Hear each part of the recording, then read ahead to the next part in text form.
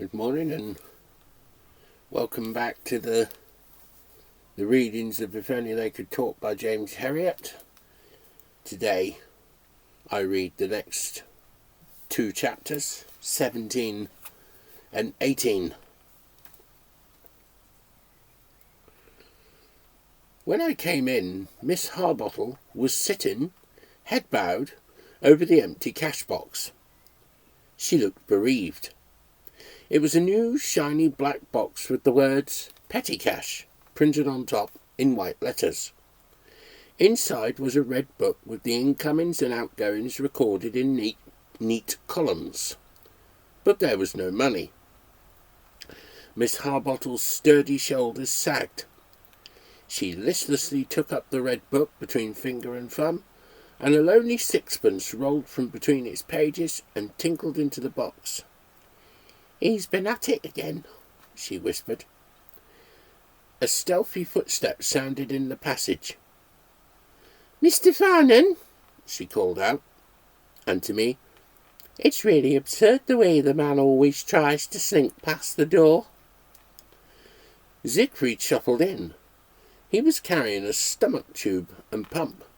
Calcium bottles bulged from his jacket pockets, and a bloodless castrator dangled from the other hand.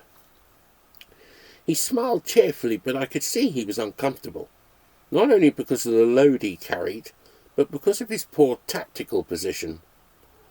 Miss Harbottle had arranged her desk across the corner diagonally opposite the door, and he had to walk across a long stretch of carpet to reach her. From her point of view, it was strategically perfect. From her corner she could see every inch of the big room, into the passage when the door was open, and out onto the front street from the window on her left. Nothing escaped her. It was a position of power. Siegfried looked down at the square figure behind the desk. "Good morning, Miss Harbottle. Can I do anything for you?" The grey eyes glinted behind the gold-rimmed spectacles. "You can indeed, Mr. Farnan. You can explain why you have once more emptied my petty cash box." "Oh, I'm so sorry. I had to rush through to Broughton last night and I found myself a bit short. There was really nowhere else to turn to." "But, Mr. Farnan, in the 2 months I have been here, we must have been over this a dozen times. What is the good of my trying to keep an accurate record of the money in the practice if you keep stealing it and spending it?" "Well, I suppose I got into the habit in the old pint-pot days. It wasn't a bad system, really." "It wasn't a system at all. It was anarchy. You cannot run a business that way. But I've told you this so many times, and each time you have promised to alter your ways. I feel almost at my wit's end." "Oh, never mind, Miss Harbottle. Get some more out of the bank and put it in your box. That'll put it right." Siegfried gathered up the loose coils of the stomach tube from the floor and turned to go, but Miss Harbottle cleared her throat warningly. "There are 1 or 2 other matters. Will you please try to keep your other promise to enter your visits in the book every day, and to price them as you do so? Nearly a week has gone by since you wrote anything in. How can I possibly get the bills out on the 1st of the month?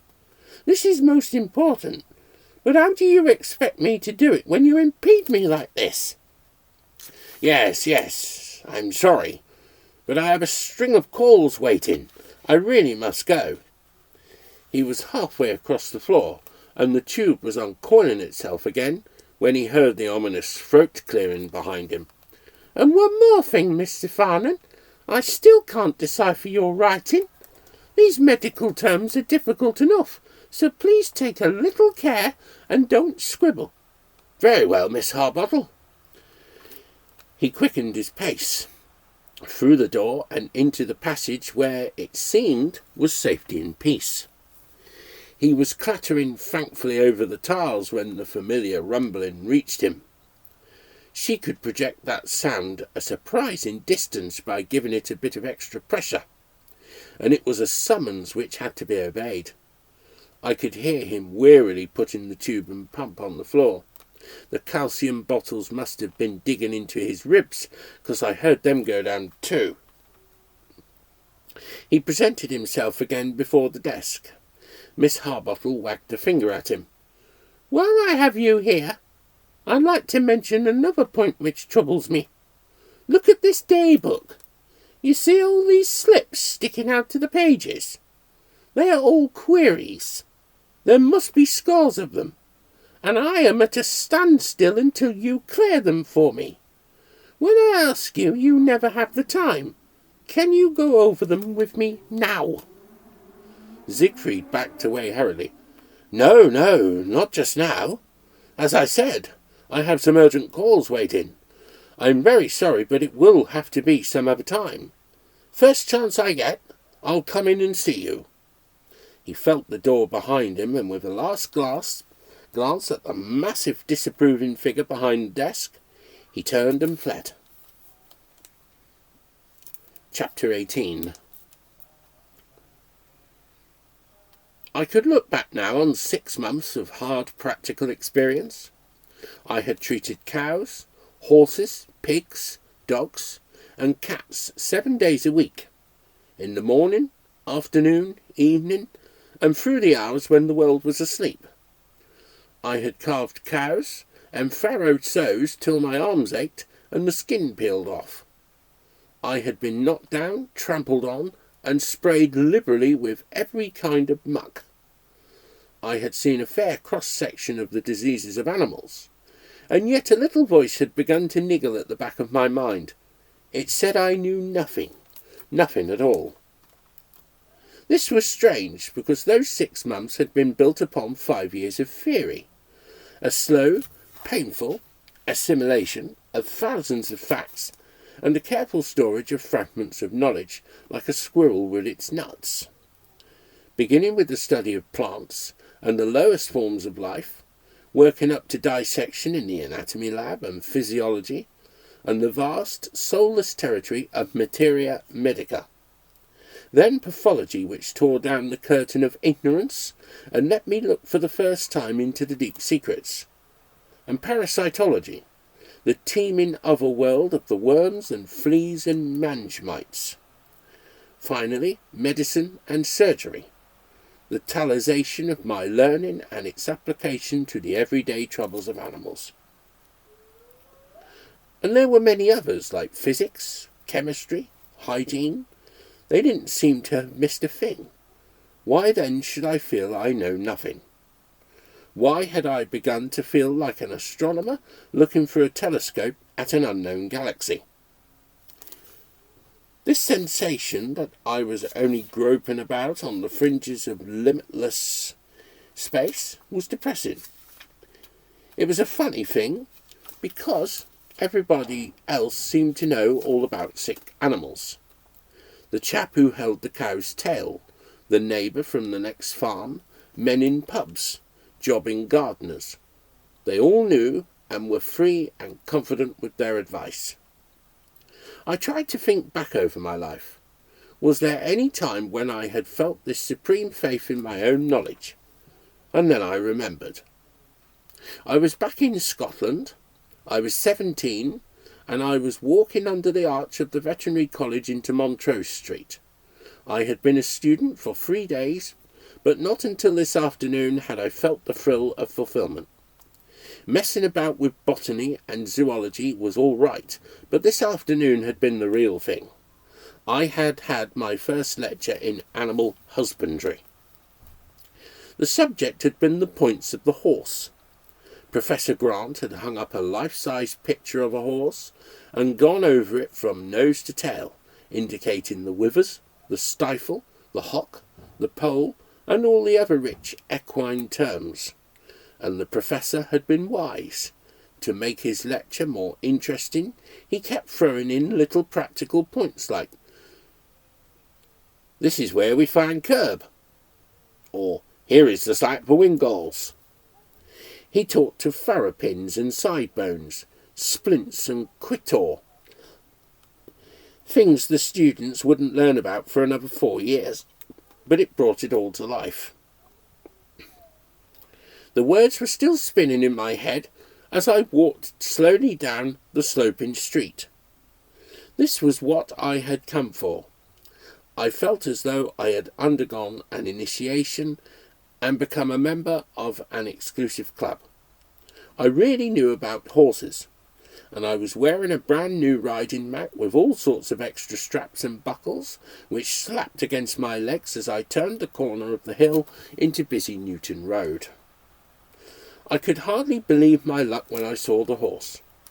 It was standing outside the library below Queen's Cross, like something left over from another age. It drooped dispiritedly between the shafts of a coal cart, which stood like an island in an eddying stream of cars and buses. Pedestrians hurried by, uncaring, but I had the feeling that fortune was smiling on me. A horse. Not just a picture, but a real, genuine horse. Stray words from the lecture floated up into my mind. The pastern, cannon bone, coronet, and all those markings. Snip, blaze, white sock near hind. I stood on the pavement and examined the animal critically. I thought it must be obvious to every passer-by that here was a true expert, not just an inquisitive onlooker, but a man who knew and understood all. I felt clothed in a visible aura of horsiness.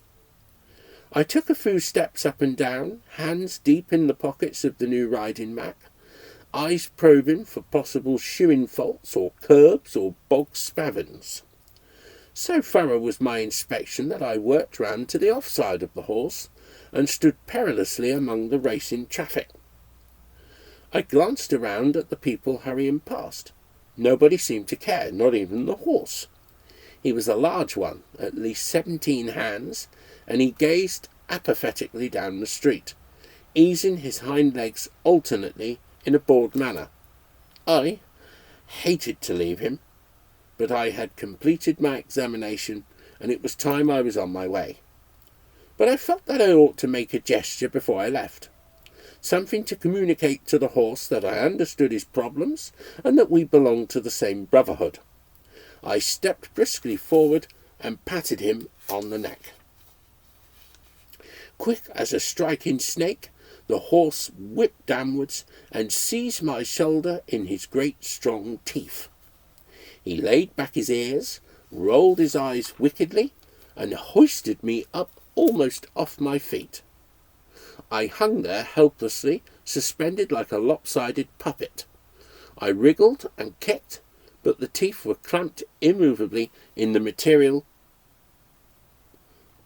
of my coat. There was no doubt about the interest of the passers-by now. The grotesque sight of a man hanging from a horse's mouth brought them to a sudden halt, and a crowd formed with people looking over each other's shoulders and others fighting at the back to see what was going on. A horrified old lady was crying, "Oh, poor boy! Help him, somebody!" Some of the braver characters tried pulling at me, but the horse whickered ominously and hung on tighter. Conflicting advice was shouted from all sides. With deep shame, I saw two attractive girls in the front row giggling helplessly. Appalled at the absurdity of my position, I began to thrash about wildly. My shirt collar tightened round my throat. A stream of the horse's saliva trickled down the front of my mac. I could feel myself choking, and was giving up hope when a man pushed his way through the crowd. He was very small. Angry eyes glared from a face blackened by coal dust. Two empty sacks were draped over an arm. "What the hell's this?" he shouted. A dozen replies babbled in the air. "Can ye no leave the bloody horse alone?" he yelled into my face.